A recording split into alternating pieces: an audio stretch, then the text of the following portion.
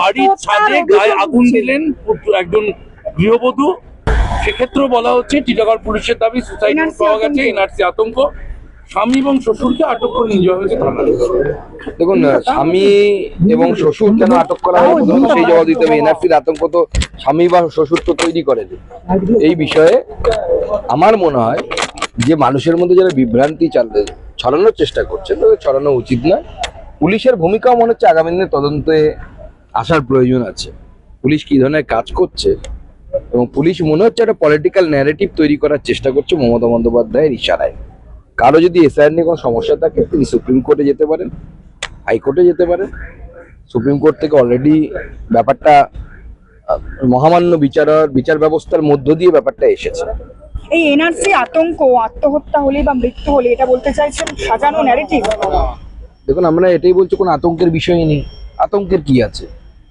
প্রশ্ন হচ্ছে যে আপনারা এই প্রশ্নের উত্তরটা তৃণমূল নেতাদের কাছ থেকে এনে দিন, বা আপনারাও দিন, বিশেষজ্ঞরা দিন।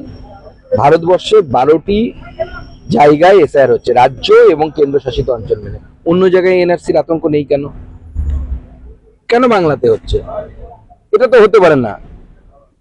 আপনার একই জিনিস বাংলায় একরকম আতঙ্ক তৈরি করছে, অন্যান্য জায়গায় আতঙ্ক তৈরি করছে, এটা কিভাবে হতে পারে? উদ্বাস্তু তো শুধু এখানে আছে এরকম নয়, উত্তরপ্রদেশে উদ্বাস্তু আছে, উত্তরপ্রদেশে এসআইআর হচ্ছে। উত্তরপ্রদেশে পিলভিটে চলুন, কত উদ্বাস্তু লাগবে আপনার? লাখে লাখে উদ্বাস্তু আছে।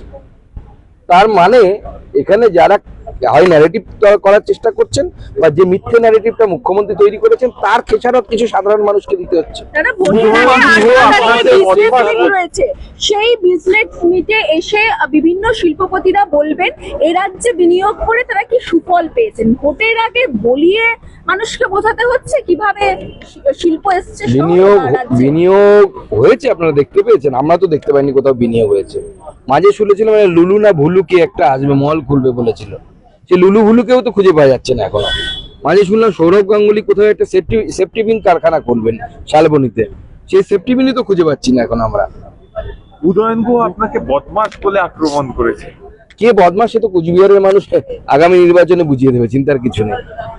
তৃণমূল নেতা হুমকি দিচ্ছেন যে ডিটেনশন ক্যাম্প যদি করা হয়, যদি এসআইআর কে এনআরসির দিকে নিয়ে যাওয়া হয়, ডিটেনশন ক্যাম্প করা হয়, ভেঙে গুড়িয়ে দেওয়া হবে ডিটেনশন ক্যাম্প।